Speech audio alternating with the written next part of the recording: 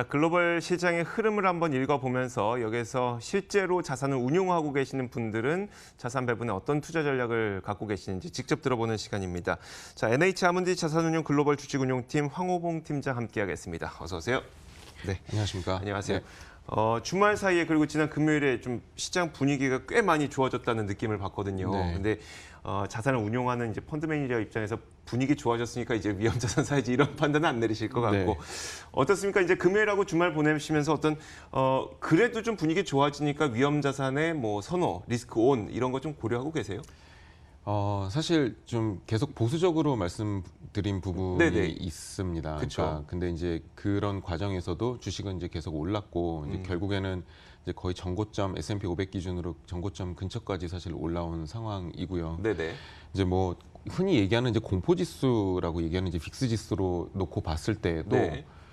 지금 10월 초보다 지금까지 한 35% 이상 지금 하락하는 모습을 좀 보여주고 있어서 네. 굉장히 변동성도 완화가 되고 많이 올라가는 이제 주식도 많이 올라가는 모습을 좀 보여주고는 있지만 네.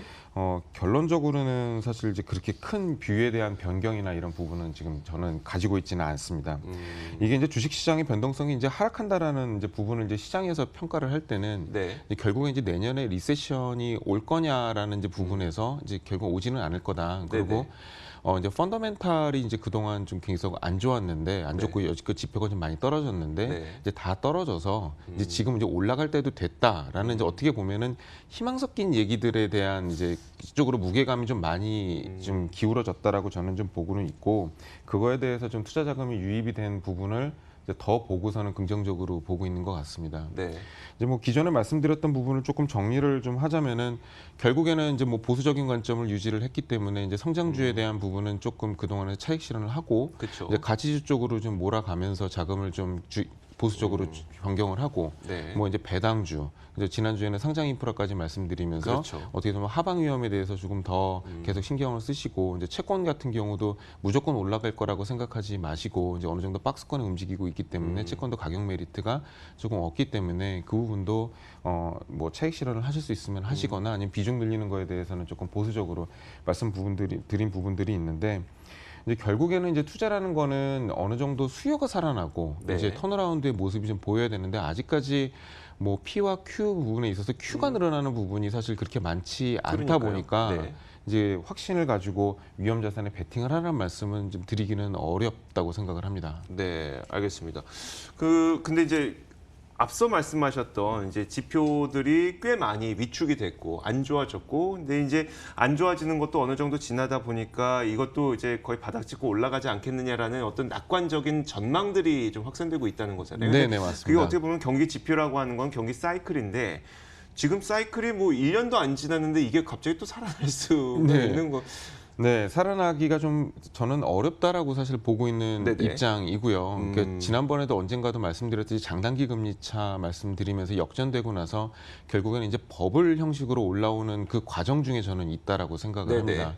이제 금리가 안정이 되면서 주가도 올라오고 사람들이 이제 안도하는 과정에서 이제 유동성에 문제가 생기거나 아니면 네네. 어떤 이벤트가 생길 경우에는 그 수익을 다 이제 다 내놓는 그렇죠. 이제 그런 형국을 가지고 있기 때문에 지금 상황에서는 굉장히 좀 조심스럽게 어느 정도 지표가 돌아설 때까지는 조심스러운 관점을 유지를 하시는 게 맞다라는 생각입니다. 네, 자 그렇다면 매매는 좀 어떻게 할까요? 기존에 말씀하셨던 것처럼 비율을 바꾸지 않았다고 하셨으니까 그냥 계속 보수적으로 좀 보실 건가요? 네, 보수적으로 보고 있는데 매매를 아예 안 하는 거는 사실 아니라고 생각을 하고요. 네네. 이제 어떻게 보면 이제 방어 자세를 취하고 있다가 이제 뭐 흔히 얘기하면 복싱으로 치면은 좀 이게 가드를 계속 올리고 있다가 네. 빈틈이 보이면 이제 한 번씩 잽을 날려야 되는 이제 그런 상황인데 어떻게 보면 정밀 타격식의 이제 알파 수익을 찾아가는 부분이 좀 필요하다라는 생각입니다. 네. 이제 성장주와 가치주 부분에 대해서 이제 계속 말씀을 드렸는데 이제 올 초서부터 이제 놓고 보면 이제 가치주가 성장주보다는 한 2% 정도, 2% 포인트 정도는 지금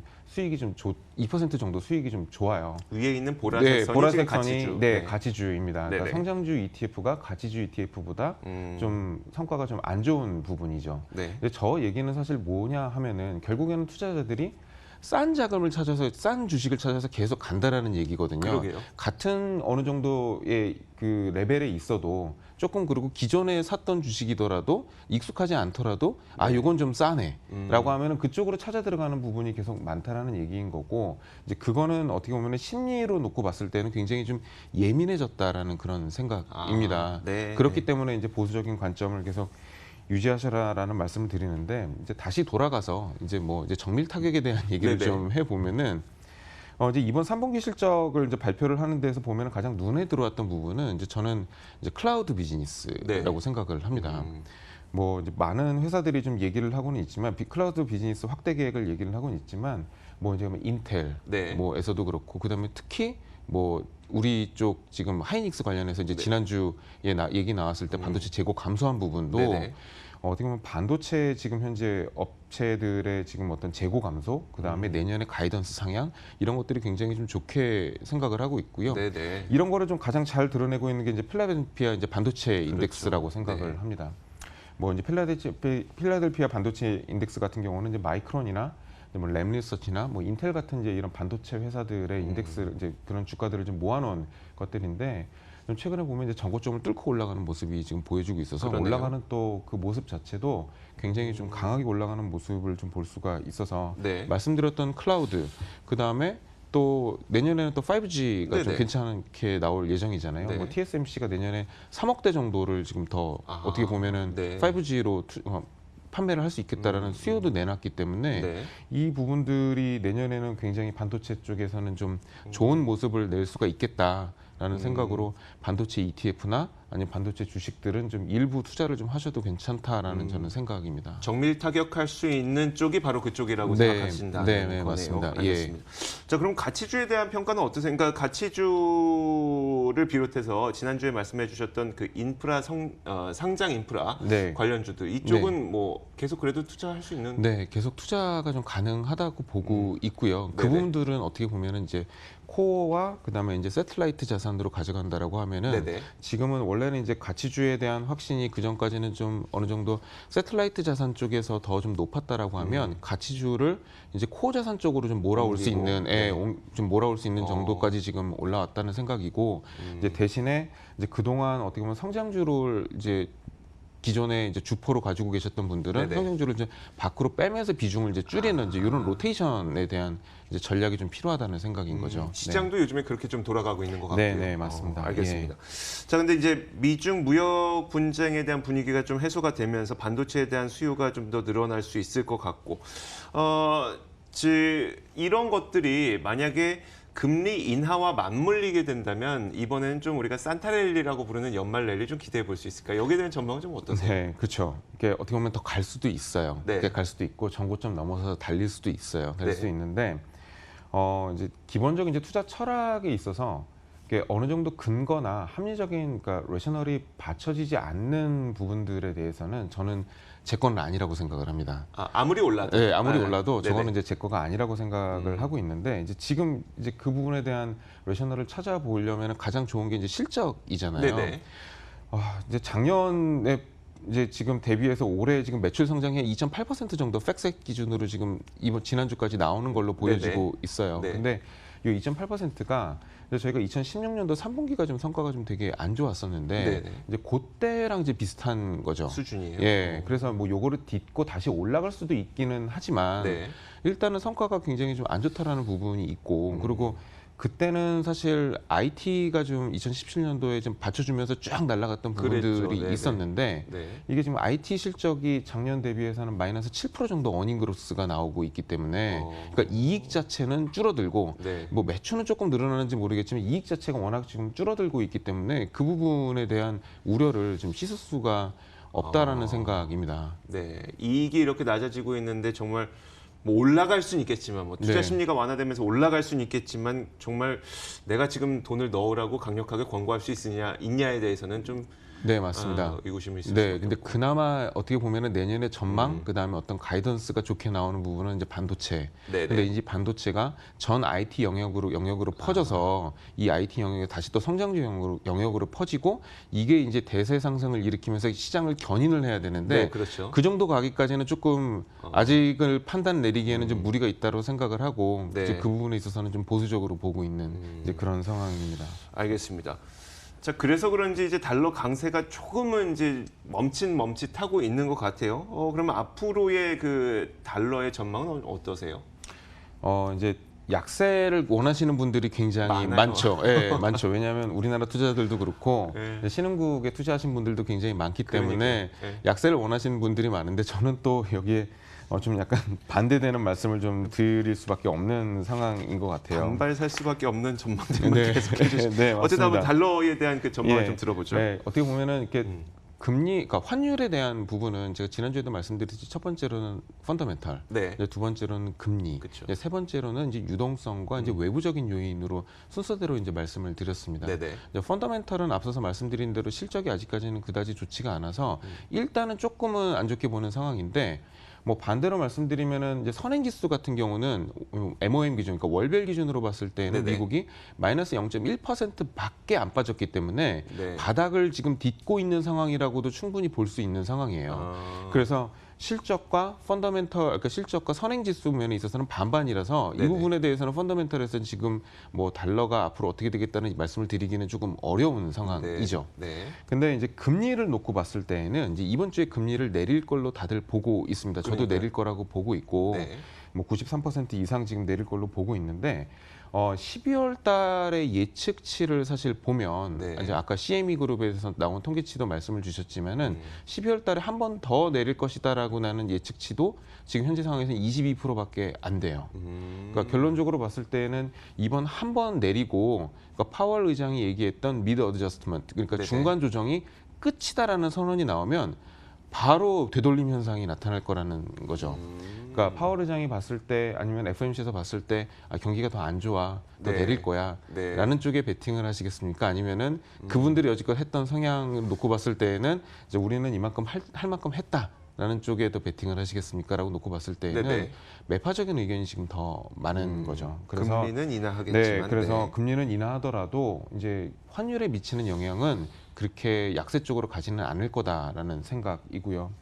이제 마지막으로 이제 유동성에 대한 얘기를 좀 놓고 봤을 때는 네네. 이제 결국에는 이제 지금 최근에 일어났던 이제 달러 약세에 대한 부분은 이제 브렉시트의 부분이 이제 해결이 될 것 같으면서 네네. 그 부분에서 파운드 강세, 이제 유로 강세에 따라서 그러니까요. 달러가 좀 약세가 일어났던 부분이 있는데 이 부분도 이제 지난주에 이제 일어났던 일들을 이제 놓고 봤을 때에는 다시 또 반대로 가고 있죠. 그렇죠. 왜냐하면 노딜이 되긴 될 거긴 한데 네. 일단은 언제 될지는 사실 모르겠다라는 이제 불확실성이 생겼고 네네. 이제 그거에 따라서 달러가 약간 강세로 가면서 신흥국 통화의 강세도 둔화되는 부분이 있어서 결국에는 세 가지 요건 중에 지금 한 2개 정도는 이제 강세 시그널을 어떻게 좀 보고 있어서 네. 약세에 대한 베팅을 하기보다는 이제 단기적으로 봤을 때는 이제 강세 쪽이 좀 맞지 않겠나라는 그런 생각입니다. 혹시 지난주에 블룸버그에서 갑자기 좀 속보로 떴던 거 혹시 보셨어요? 그 태국의 바트화가 네, 6년 내 최고치까지 바트화 가치가 올라갔다는 네, 거예요. 네, 맞습니다. 도대체 이게 무슨 현상인가 싶은데, 그러니까 이렇게 말씀하셨던 것처럼 달러의 강세가 계속 전망이 되고 지금 뭐 약세가 좀 나타났다고는 하지만 큰 약세도 사실 아니었었잖아요. 네, 맞습니다. 근데 예. 이런 가운데서 신흥국의 어떤 뭐 대표격이라고 할 수는 없을지라도 네. 그래도 바트화가 이렇게 가치가 높아진 건 도대체 무슨 일인가 싶었었거든요. 네, 네, 네. 그 딴 건 몰라도 그러면 이제 뭐 신흥국 투자도 괜찮은가 싶다는 생각도 저는 했었어요. 근데 네네. 이거 어떻게 생각해야 되는 거예요? 일단은 신흥국 투자에 대해서 좀 말씀을 드리자라고 하면 네. 사실 신흥국 투자는 순서도 있고 그리고 짚어야 될 부분도 있습니다. 네네. 흔히들 이제 저는 이제 생각을 할 때 신흥국을 얘기를 할 때 밸류에이션 얘기하시는 분들이 가끔씩 있는데 이제 네. 그 부분은 조금 아니라고 생각을 하고요. 네네. 신흥국 투자의 검토 순서를 저는 이제 보시는 바와 같이 4가지 정도를 순서대로 보고 있는데 첫 번째가 환율이죠. 네. 그다음에 이제 두 번째로는 환율이 이제 강세로 가는 부분에 대해서 좀 플러스 점수를 좀 주고 있고 그다음에 두 번째로는 이제 정책인데 그 정책 중에서도 금리 정책과 그다음에 재정 정책, 통화 정책과 재정 정책이고 네. 이제 거기에 더 나아가서 제조업 관련된 정책이 있으면 굉장히 좀 점수를 좀 많이 그렇죠. 주는 편입니다. 네. 세 번째로는 이제 펀더멘털이 좋냐 나쁘냐라는 점을 이제 세 번째로 보고 있는데 펀더멘털이 턴어라운드 가능성이 있어도 좀 비슷한 점수를 좀 주고 있어요. 이제 네 번째가 이제 그 나라 가치의 이제 주식이 어느 정도의 밸류에이션을 가지고 있냐를 이제 순서대로 네 가지를 보고 있는데 환율이 강세로 갔다고만 해서 이 부분은 이제 투자를 할 수는 없는 부분이에요. 그러면은 정책이 어떤 정책이 나왔느냐, 네네. 이제 그걸 뒷받침할 수 있느냐, 그리고 실제로 그게 어느 정도 시장에 반영이 됐느냐까지를 봐야 적어도 그 투자에다가 어떻게 보면은 몰빵은 아니더라도 네네. 알파 수익 정도까지는 가져갈 수 있겠다. 저 네 개 중에 한 세 개 정도는 그래도 충족이 되어야 생각을 하겠다라는 네네. 생각인데 이제 태국보다는 중국을 더 투자를 하시는 분들이 좀 많기 많죠. 때문에 네. 그래서 중국을 좀 예를 들어서 보면 네. 이제 환율이 최근에 한 7.26, 7.3 정도까지 올라갔었던 부분에서 지금 7.06 정도까지 떨어졌기 그렇죠. 때문에 네. 환율은 강세죠. 네. 강세로 내려갔다라고 지금 강세 시그널이라고 볼 수 있겠고 네. 이제 정책으로 놓고 봤을 때에는 지준율도 인하하고 시장의 유동성도 공급을 하고 네. 이제 계속 그런 부분들을 하고 있고 뭐 저번에 여름 같은 경우에는 자동차 구매에 대한 정책도 지금 내놨기 네네. 때문에 그렇죠. 소비에 대한 정책까지도 내놔서 정책에 대한 부분들은 넘어갈 수 있겠다라는 네. 부분이고 세 중국 번째는 금리는요? 금리 같은 경우도 지금 내려오고 있는 그런 상황이죠. 네네. 지준율도 내리고 어떻게 보면 더 내릴 수 있는 그런 상황, 그 여건도 많이 되고 있죠. 네네. 네. 그래서 1번, 2번이 좀 맞는 상황이고 이제 세 번째로 내려와서 봤을 때는 펀더멘탈인데 문제는 네네. GDP가 6.0이라고 그러니까요. 얘기를 하는데 이거는 좀 아니다라는 사람도 있고 결국에는 이제 5% 지금 내려가지 않았느냐 해서 펀더멘탈은 안 좋다. 뭐 그다음에 뭐 PMI도 계속 수개월 내에 지금 PMI가 계속 50 이하기 때문에 위축되어 있다라고 얘기하는 사람들이 많죠. 네. 근데 11월 17일 날, 18일 날 그리고 에이펙 정상회담이 있고 네. 그리고 이제 이번 주에 사중전회가 사실 또 있기 그렇죠. 때문에 네. 이 부분에서 만약에 어느 정도 합의가 났다라고 하면 12월 관세 연기에 대한 부분이 점쳐지고 있기 때문에 이제 그러면 펀더멘탈의 턴어라운드 가능성이 그때쯤 되면은 보이는 거죠. 이제 그렇기 네. 때문에 3번의 조건이 완성이 되는 그 부분에서 이제 중국에 대한 비중에 확정을 지을 수 있겠다라는 저는 이제 그렇게 생각을 하고 지금 관점에서도 그 가능성이 높아지고 있기 때문에 조금씩 투자를 하는 게 맞다. 근데 이제 다른 나라들 같은 경우는 뭐 이번에 인도네시아 같은 경우도 금리를 내리기는 했지만 네네. 이 부분에서 정책이 명확하게 사실 나오는 부분들이 마땅치가 않고 시장에 반영되는 부분도 아직까지는 조금 불투명하다는 부분에 있어서 다른 신흥국에 대한 투자는 아직까지 좀 코멘트를 안 하고 있는 그런 상황입니다. 네, 알겠습니다. 다만 그런 신흥국들 가운데서도 중국에서는 방금 말씀하셨던 네 가지 조건 가운데 세 가지 조건이 조금씩 좀 충족되어 가고 있는 과정이기 때문에 비중을 조금씩 나눠 담고 있는 그런 네. 상황이신 거네요. 네네, 맞습니다. 알겠습니다. 중국에 대한 이야기까지 저희가 들어봤습니다. 자, 이렇게 오늘 여기까지 이야기를 들어봤습니다. NH 아문지 자산운용 글로벌 주식운용팀 황호봉 팀장과 함께 이야기 나눠봤습니다. 고맙습니다. 감사합니다.